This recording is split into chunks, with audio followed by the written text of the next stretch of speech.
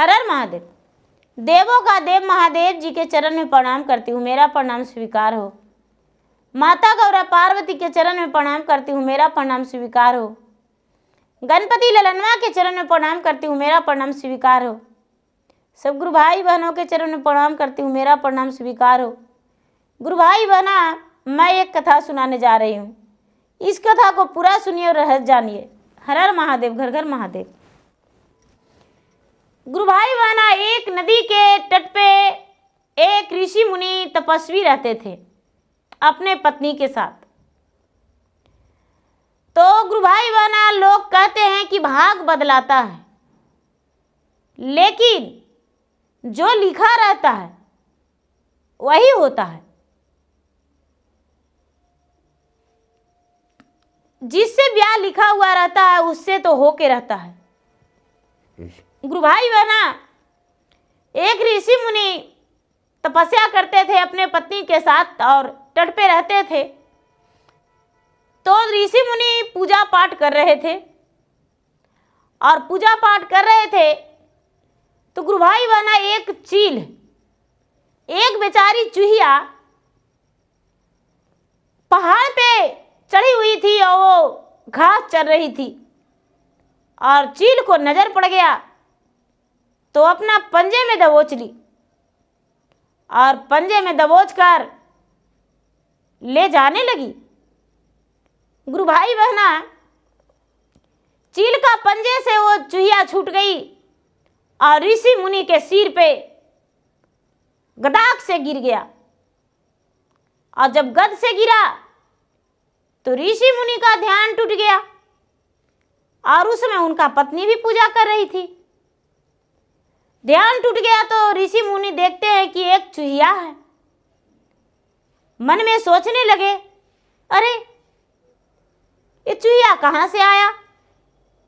लेकिन गुरु भाई बहना, उसका शरीर में पंजे लगा हुआ था, चील का नाखून लगा हुआ था और उनका रक्त निकल चुका था। चूहिया घायल थी। ऋषि मुनि सोचते हैं कि अरे ये तो चूहिया है और लगता है किसी पक्षी इसे ले जा रहा था दबोचकर और छूट गया तो मेरे सिर पर गिर गया। चलो इसका भविष्य में देखते हैं क्या लिखा है। गुरु भाई बहना, उसका भविष्य जब देखने लगे तो देखते हैं कि इसका भविष्य में लिखा हुआ है कि ये चूहिया जो है, ये इसका एक चील लेकर उड़ जाएगा लेकिन ये मरेगी नहीं। इसका मुसीबत आएगा लेकिन किसी आश्रम में गिर जाएगी और इसका तन जो है वही मनुष्य तन हो जाएगा, लेकिन विवाह एक चूहे से होगा। गुरु भाई बहना, जब ऐसा बात सोचे मन में कि ऐसा इसका लिखा हुआ है तो ऋषि मुनि ऐसा बात सुनकर सोचकर और मन में कहते हैं अपने पत्नी से कि सुनो प्रिय, इसका अंश में लिखा हुआ है चूहा से विवाह, लेकिन इसका हम जीवन बदल कर रहेंगे, पूरा भाग्य बदल के रहेंगे। इसका भाग में हम एक सुंदर वर से विवाह करेंगे। इसका जो लिखा हुआ है वो हम होने नहीं देंगे। गुरु भाई बहना, क्या किए ऋषि मुनि की गंगा के तट पे नदी में जाकर स्नान किए और सूर्य भगवान को जल दिए, अर्घ दिए जल से, और एक अंजलि में जल लेकर भगवान से प्रतिज्ञा किए कि हे भगवान, हे सूर्य देव, हे ब्रह्मा विष्णु, हे शंकर, मैं आपसे अनुरोध करता हूं कि ये जो चूहिया है एक सुंदर लड़की बन जाए। गुरु भाई बहना, ये जो चूहिया थी, चूहिया पे जल छिड़क दिए, चूहिया एक सुंदर लड़की बन गई। गुरु भाई बहना, चूहिया जो थी, चूहिया 6 महीने की बच्ची बन गई और ऋषि मुनि उसे बड़े प्यार से लाड प्यार से पोसने पालने लगे, अपना बेटी मान लिए। गुरु भाई बहना ऋषि मुनि के जो पत्नी थे वो उसे अपने गोद में पोसे पाले पड़ा और बड़ा किए और आश्रम में बैठा दिए उसे पढ़ाई के लिए। गुरु भाई बहना आज के ज़माने में कॉलेज स्कूल सब कुछ है, लेकिन पहले का ज़माने में आश्रम में लोग पढ़ते थे, साधु महात्मा के पास पढ़ाई होता था। और मेरे दादाजी ऐसा कहते थे कि पहले के ज़माना में ऐसा पढ़ाई होता था।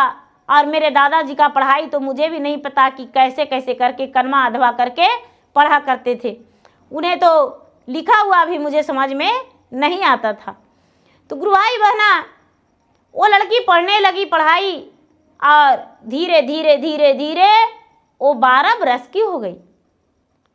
जब 12 बरस की हो गई तो ऋषि मुनि कहते हैं कि अरे इसका विवाह तो करना है, अब किससे करे। मन में सोचते सोचते उनका पत्नी कहते हैं कि अरे सुनिए स्वामीनाथ, देवराज इंद्र तो हैं, क्या उनसे विवाह नहीं कर सकते हैं? उन्हें बुलाइए, सब देवताओं का मालिक हैं। गुरु भाई बहना ऋषि मुनि उन्हें आवाहन किए और देवराज इंद्र जो थे आए और आकर कहने लगे कि ऋषि वीर आप क्यों बुलाए अपने स्थान पे, बोलिए क्या मुझसे काम है। कहने लगे मेरा कन्या है और मेरा कन्या से आप विवाह कर लीजिए। कहते हैं कि ठीक है, आपका आज्ञा तो कोई नहीं टाल सकता, आपकी आज्ञा तो मैं आपकी आज्ञा पे खरी उतर के और आपका कन्या से विवाह करने को लिए मैं तैयार हूँ। गुरु भाई बहना ऋषि मुनि कन्या को बुलाए और हाथ में वरमाला दे दिए और कहने लगे बेटी इनसे विवाह कर लो। कन्या कहती है कि पिताजी मैं इतने बड़े लोग से शादी नहीं करूंगा, पूरे देवताओं का राजा हैं और इनसे विवाह हम कैसे कर सकते हैं। नहीं पिताजी, कदापि नहीं। गुरु भाई बहना देवराज इंद्र वो चले गए। अब गुरु भाई बहना ये कहते हैं कि तो शंकर जी को बुलाते हैं। शंकर जी को आवाहन किए, भांग धतूरा पीस पास के और एक थाल में सजाए और शंकर जी को आवाहन करके बुलाए। गुरु भाई बहना जब शंकर जी आए तो वरमाला देकर शंकर जी से को पूछे कि ऋषि वर आप क्यों बुलाए। तो कहते हैं कि महाराज मेरा एक कन्या है, उस कन्या से आप विवाह कर लीजिए। तो गुरु भाई बहना शंकर भगवान कहते हैं कि नहीं, हम विवाह कैसे करेंगे आपकी कन्या से। कहने लगे कि नहीं, आपको मेरा कन्या से विवाह करना होगा। बोले कि ठीक है, कन्या के बुलाइए। गुरु भाई बहना शंकर भगवान तो खुद के मत वाला है, सब कुछ जानने वाले हैं, सब कुछ जानते हैं, उन्हें तो सब पता था। कन्या के मन बदल गया। कहती है कन्या पिताजी इनका तो पहले से 2 पत्नी है और दिन रात ही भांगे पिसवाते हैं और नशा खाते हैं, वन में रहते हैं, हम ऐसा वर से विवाह नहीं करेंगे। गुरु भाई बहना जब ऐसा बात बोले तो शंकर भगवान चल दिए वहां से और विवाह करने से इनकार कर गई लड़की। कहते हैं कि तो अब किसे बुलाएं। कहने लगे कि तो अब पवन देव के बुलाते हैं। गुरु भाई बहना पवन देव के बुलाएं तो पवन देव आ गए और कहने लगे बोलिए ऋषिवर क्यों बुलाएं आप। कहते हैं कि महाराज मैं अपने कन्या से विवाह करने को लिए बुलाया हूं। बोले कि ठीक है महाराज, आपके कन्या से हम करने को लिए तैयार हैं। बोले कि ठीक है। गुरु भाई बहना जब अपना कन्या से के बुलाए तो कन्या बोली कि पिताजी, हम इतने बड़े महान पुरुष से विवाह नहीं करेंगे जो कि कभी अस्थाई से नहीं रहते हैं। मेरे पास तो एक पल भी समय ये नहीं देंगे। मैं ऐसा पुरुष से विवाह करूंगा जो सारा दिन मेरे साथ रहे। गुरु भाई बहना, पवन देव चले गए। अब गुरु भाई बहना कहते हैं इनके पिता ऋषि मुनि, जिसे पोस पाल के बड़ा किए थे, उनके पिता जो थे ऋषि मुनि, अपने पत्नी से कहते हैं कि तो एक सूर्य देव तो है, उन्हें क्यों न बुला लेते हैं। सूर्य देव को आवाहन किए, और जब सूर्य देव के आवाहन किए तो गुरु भाई बहना सूर्य देव भी आकर खड़ा हो गए और कहने लगे, बोलिए ऋषि मुनि, आप क्यों बुलाए मुझे। कहते हैं कि महाराज, आपको मैं अपना कन्या से विवाह करने के लिए बुलाया हूं। आप मेरा कन्या से विवाह कर लीजिए। बोले कि आप मेरा कन्या से विवाह करने के लिए बुलाए हैं। तो हाँ ठीक है, मैं तैयार हूं, आपकी कन्या से विवाह करने के लिए मैं तैयार हूं।